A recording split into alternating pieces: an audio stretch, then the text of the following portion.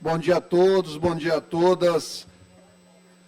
Vou colocar esse microfone aqui rapidinho para transmissão nas nossas redes para mais tarde aí quem quiser acompanhar na íntegra os pronunciamentos.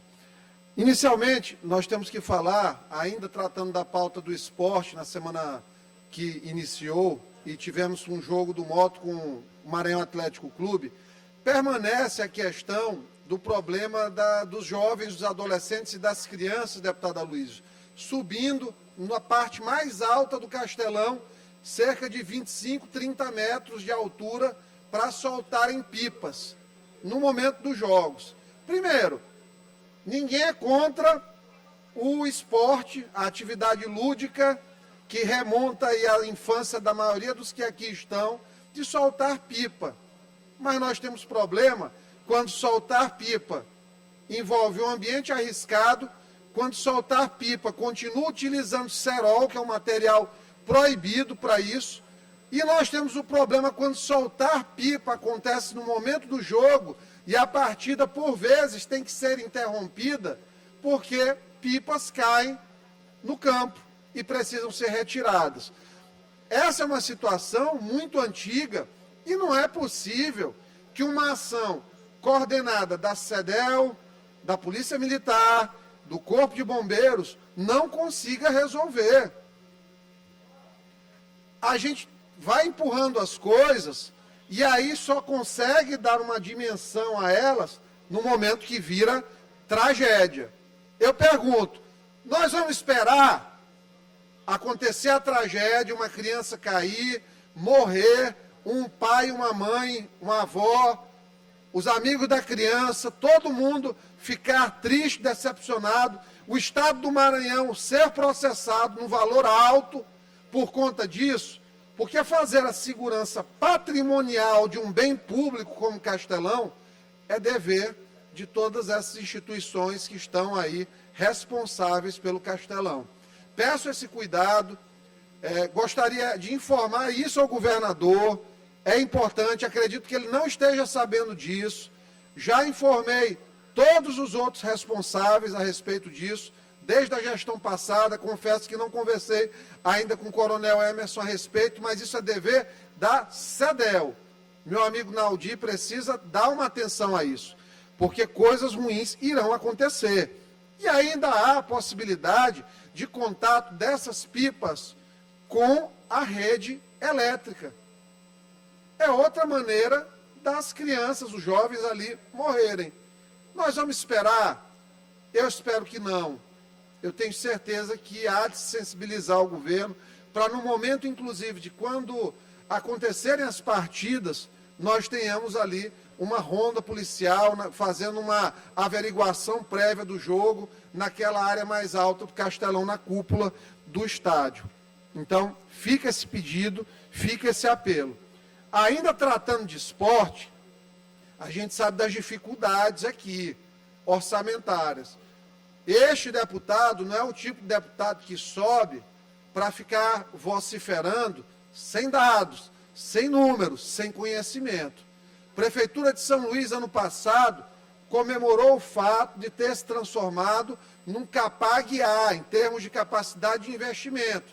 O prefeito foi para as redes, São Luís agora é CAPAG-A, nota de crédito da prefeitura. Pois bem, isso ele conseguiu a custo de economia e sufocamento de empresariado, através de manobra fiscal, que não pagou muita gente, que ficou por receber, deputada Luiz, e aí ele conseguiu aumentar a receita e fazer esse ajuste receita-despesa, porque o critério de classificação ele termina sendo muito resumido nisso, ele não vai esmiuçar os números. É muito fácil ter dinheiro em caixa, sufocando o empresário. Então, o que é que acontece? Estádio Nhozinho Santos foi reformado na gestão do prefeito Edivaldo. Reforma para inglês ver, porque ficou com infiltração, ficou com problemas elétricos, não fizeram iluminação. O prefeito Braide fez a iluminação depois de nós cobrarmos de maneira recorrente aqui na tribuna, no ano passado. Até hoje o placar eletrônico funciona com dificuldade, não marca o tempo da partida, que é uma coisa básica para quem está assistindo a partida. E pasmem vocês, os laudos do estádio venceram no dia 9 de março e ficaram, a despeito da comunicação da Federação Maranhense de Futebol, de torneios femininos, torneios de futebol amador, torneios de futebol de base. Todos esses torneios, o estádio ficou sem os laudos. Numa gestão eficiente, o que é que acontece? O laudo está a 30 dias de vencimento, eu já encaminho todas as providências no sentido de renovar o laudo automaticamente para que o estádio não perca continuidade do seu uso. Por quê? Porque é um bem público. O bem público precisa estar à disposição da população, da sociedade civil, das associações sem fins lucrativos, que são todos os clubes de futebol profissional, ainda aqui no estado do Maranhão. E sabe quem resolveu ontem essa situação?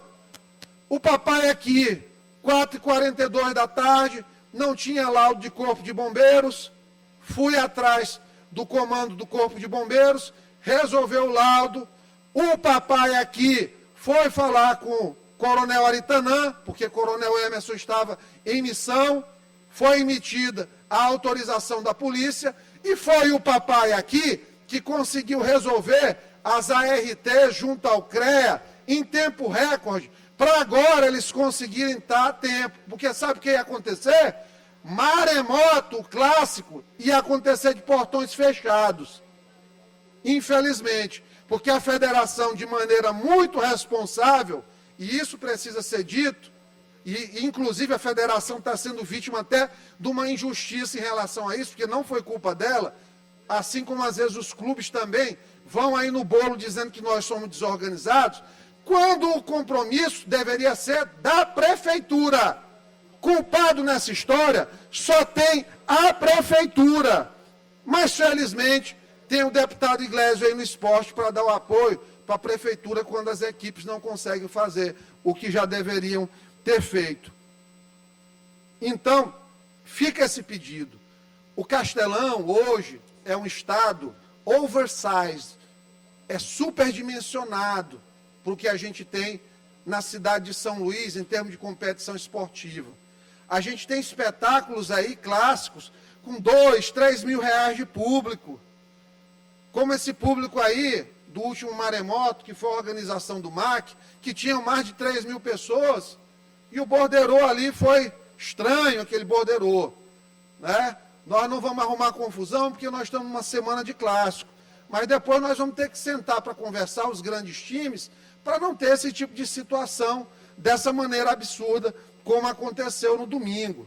O Motoclube recebeu 15 mil reais apenas de renda daquela, e era o vencedor que deveria ficar com 60% da renda, num jogo que normalmente daria 60, 70 mil reais. Então, ó, olho aqui, esse aqui, estão vendo o que está acontecendo.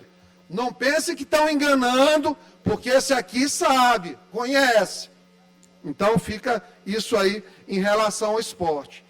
Recebi uma denúncia há pouco tempo em relação a uma suposta paralisação de obras do Hospital Veterinário da Prefeitura de São Luís. Foi feito um alarde todo, o primeiro Hospital Veterinário de São Luís já está com a obra parada. Espero que não repita o que aconteceu e que vem acontecendo no Hospital da Criança, que a obra se arrasta há anos e as crianças estão o tempo todo sendo penalizadas. Sabe qual que é o relato que eu escuto das mães? Sabe qual é o relato que eu escuto dos médicos? Meu filho morreu não pela doença, mas pela falta de medicamento. Eu vou fazer a visitinha lá. Eu estou deixando para ver se eles vão ajeitando, porque meu interesse não é chegar lá que nem Gabriel Monteiro, que nem outros deputados aí fazem pelo Brasil, fazendo blitz para causar celeuma. Eu quero que as coisas se ajustem. Eu estou dando tempo, mas vai chegar um momento que a minha paciência vai acabar. E eu vou fazer o vídeo e mostrar direitinho, ponto a ponto. Vou mostrar aquele necrotério. Viu, seu Eduardo Braide, seu Joel, bloqueador de WhatsApp de deputado, que acha que está tudo bem, está tudo uma porcaria, porque todo dia eu recebo reclamação, todo dia é funcionário assediado em relação à Prefeitura de São Luís na área da saúde, e falo isso com tristeza, sabe por quê? Cadê seu Fernando? Está aqui? Não está, mas deve estar assistindo, saiu até daqui da tribuna, do plenário. Se ele puder voltar, fazer uma parte, defender, está à disposição, Fernando, porque você é um amigo, merece aqui o direito de fala, pelo menos para ter o direito de explicar essa confusão aí da prefeitura que lhe elegeu. Então, o que acontece? Não estão tendo o mínimo respeito com a saúde. Imagina, cara, uma criança morrer porque faltou um aerolim, porque faltou um corticoide, porque faltou uma droga barata como uma noradrenalina, porque não tinha um tubo do tamanho da traqueia da criança para utilizar, porque não funcionou um equipamento de reanimação cardiovascular. Todas essas coisas, elas são muito sensíveis. Nós estamos falando da única emergência pediátrica que dá algum suporte, ou deveria dar algum suporte, em São Luís. Nós não estamos falando de uma unidade de bairro pequenininha que vai lá, faz medicina da família, pesa a criança, vê a altura do básico. Nós estamos falando da via final, da via que é responsável por atender 127 municípios do Maranhão, na urgência e emergência de pediatria, da prefeitura que recebe pouco, mas já deveria ter buscado mais em Brasília. Não faz porque não tem articulação. E sabe por que não tem articulação? Porque não se posiciona. Não se sabe se é de direita, se é de centro, se é de esquerda, se tem relação com o governo federal, se tinha com o ex-presidente. Quem não se posiciona não cria relação política. É fluido. É fluido. Tudo que é fluido, tudo que é neutro, tudo que é inerte, falha, porque não dá solidez à administração. E, infelizmente, nós temos uma administração pública municipal fluida, fraca, desconstruída. O serviço público, a assistência social do município está desconstruída em todos os seus segmentos. Vai na educação ver o que uma criança estuda hoje. Vai ver o desempenho dela ao final. Veja a assistência no Socorrão 1, no Socorrão 2. Veja o tempo que o idoso que fratura o colo de fêmur demora para ser operado no hospital. Veja a dificuldade dos materiais de ortopedia mais básicos, porque não se consegue fazer uma licitação. São todos esses absurdos que nos levam a crer que todo discurso de competência, que eu estou pronto, nunca esteve pronto, achava que estava pronto, não estava, infelizmente. Então, lamentavelmente, nós precisamos, nesse momento, de um choque de gestão, para que a prefeitura, obviamente, dê conta, nas diversas áreas, a realizar o que se comprometeu a realizar. Ninguém está pedindo nada demais, não. É só para ter o remédio básico, o baratinho. Eu não estou pedindo para comprar o remédio para miastenia grave para a criança. Aquele de 8 milhões, não estou pedindo para a prefeitura pagar. Eu estou pedindo para pagar azitromicina, eritromicina, cefalexina, dipirona, ibuprofeno, o básico, aerolim, nebulizador, ter um nebulizador no hospital, ter uma comida minimamente digna. Não estou falando de mandar buscar coco bambu para os funcionários, não. Mas é para não ter todo dia frango seco, com arroz seco, com uma salada que não se sabe nem de onde veio, ou não ter nada dentro da refeição. O que a gente pede é o mínimo para um funcionário exercer a sua função, o mínimo para uma criança ter um atendimento do que a gente chama aí de 95% das patologias, dos casos clínicos usuais. Isso aí que a gente pede. Tapa-buraco, avenidas aí como a Holandeses, que está aí gastou um dinheirão, gente, lambeu a litorânea todinha de asfalto de novo, não precisava. Precisa até, inclusive, ser investigado pelo Ministério Público qual foi essa ideia genial de gastar aquele asfalto todinho na litorânea que só precisava de uma recuperação, tapa-buraco e de alguns segmentos. Ou seja, o dinheiro público não está sendo priorizado para onde precisa dele de fato. Assistência às famílias vitimadas pela chuva tem no Instagram, todo dia. Não há uma altivez na prefeitura em defesa da população nessa demolição de casas do Coreto da Praça que teve no Vinhais. Sucumbe à ação do Ministério Público, sucumbe às decisões imediatas da vara de interesses coletivos e difusos, que muitas vezes vai apenas estricto senso dentro da letra da lei.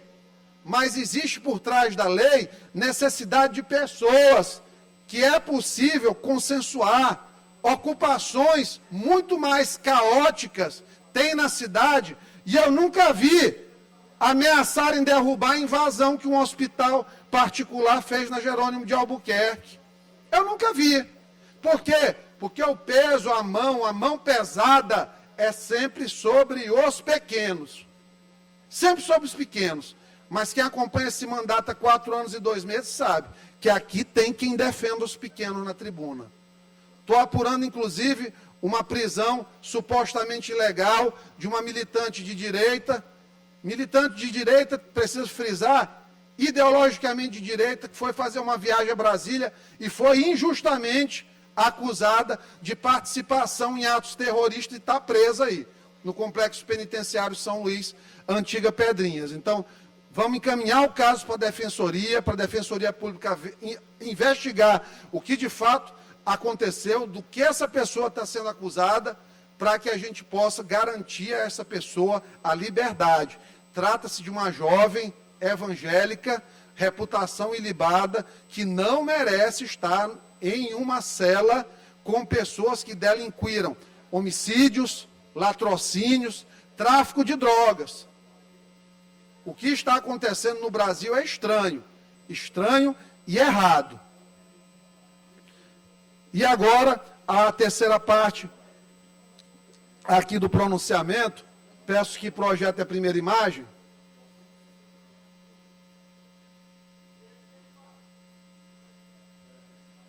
Consegue dar um zoom no gráfico de baixo? Zoom no gráfico de baixo, por favor.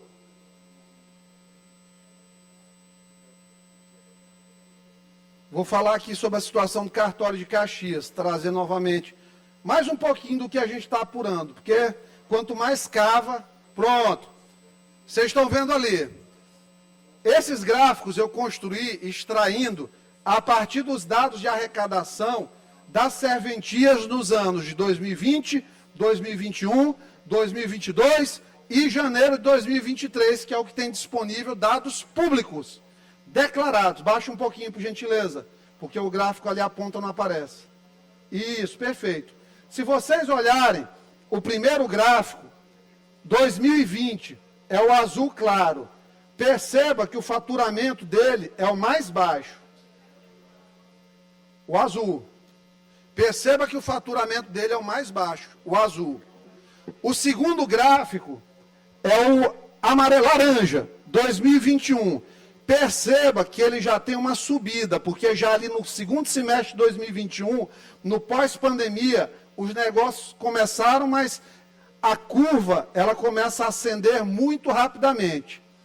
E o terceiro é quando a mão pesada do cartorário Aurino Luz começa a pesar de maneira brutal. Quando ele começa a fazer a avaliação de terrenos ainda loteados, que não foram nem colocados com as benfeitorias que precisam, a cobrar metro quadrado de R$500, praticamente. Então, olha como sobe, absurdamente. Nós temos 2020, 2021 e lá em cima, 2022. Agora, no final do gráfico, você vê que teve uma queda. Quando é que aconteceu essa queda? Quando começaram as denúncias do vereador Catulé, lá em Caxias. Aí ele começou a segurar a mãozinha dele, para poder pegar mais leve.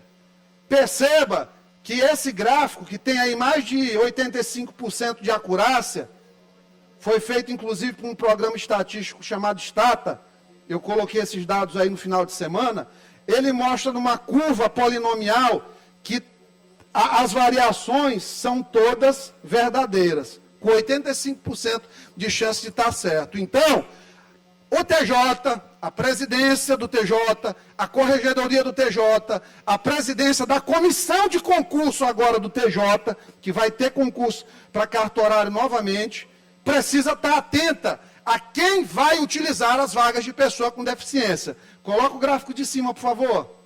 Agora o de cima. Isso aqui é no decurso do tempo. Aquelas curvas todas que eu mostrei, eu criei numa única curva, sobrepus, está aí de 2020 a 2022, final de 2022, porque janeiro de 23 não dá para parametrizar aí. Então, o que acontece? Olhem a curva como começa, 2020, ele passa o ano da pandemia, todo estável e começa a ganhar dinheiro no balde, no final. Quando chega o final do ano, com as denúncias, começa a ter queda de arrecadação. A curva de baixo, sabe o que é? A variação do índice de reajuste dos cartórios. Uma reta, praticamente, enquanto nós temos uma curva logarítmica em cima. Essa área sobre a curva, nós poderíamos chamar de efeito corrupção em cima do cartório, de cobranças indevidas, de notas devolutivas em excesso que aumentam aí os custos cartorais, notariais, tudo isso aí envolvido. Então, matematicamente provado que há algo a ser tratado em Caxias. Deputado Darek, você não pode fazer da mesa. Não pode fazer. Se você quiser fazer a parte, vai para a bancada. Aqui para a bancada. Então, continuando. Mostra a próxima figura aí, por favor.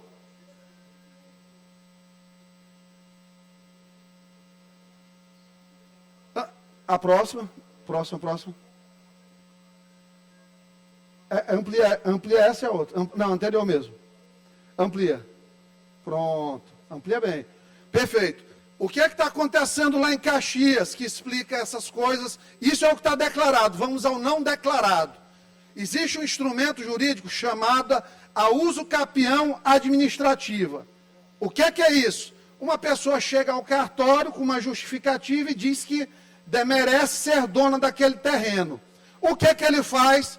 Ele facilita a venda do terreno, arruma um laranja, essas uso-capiões administrativas são colocadas em nome de laranjas, e ele depois, com essa empresa, essa FR Agropecuária, Empreendimentos e Participações, compra todos os terrenos.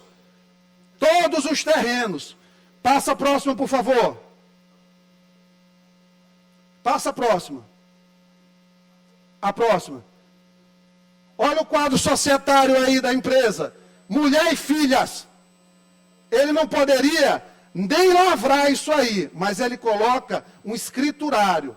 Não é nem um notário que está assinando essas escrituras. Portanto, uma infração gravíssima. Corregedoria do TJ tem que se pronunciar sobre isso aqui. Porque isso aqui é roubo, é acumulação indevida de patrimônio, utilizando da serventia judicial em benefício próprio. A avaliação desses terrenos aqui, vou fazer um requerimento. Eu espero que a mesa da Assembleia não impeça esse requerimento de chegar, porque nós vamos pedir todos esses negócios ao cartório para que venham para essa Assembleia. Se não for, nós vamos movimentar uma CPI. Eu quero que meus colegas me ajudem nisso. Porque não é possível que nós não vamos dar voz a todas essas pessoas que estão sendo roubadas em cartório. Pessoas como o seu Miguel Tânios. Pode passar o próximo aí. Passa o próximo. Que foi achacado e que, quando denunciou o caso, recebeu um Pix de R$11 mil do seu Aurino de volta. está aí o comprovante da devolução do dinheiro, por fora.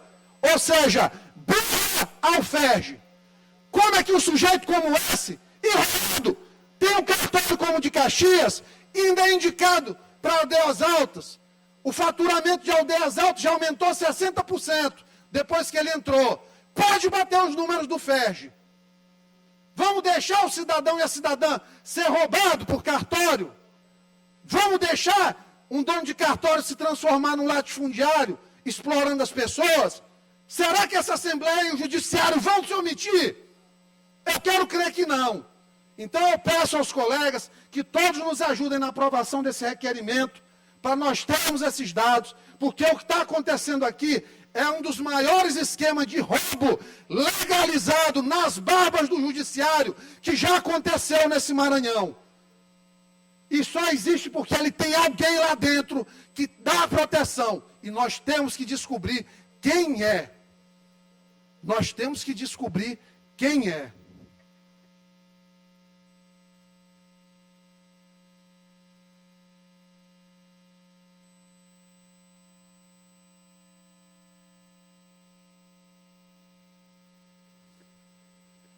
Obrigado, senhor presidente.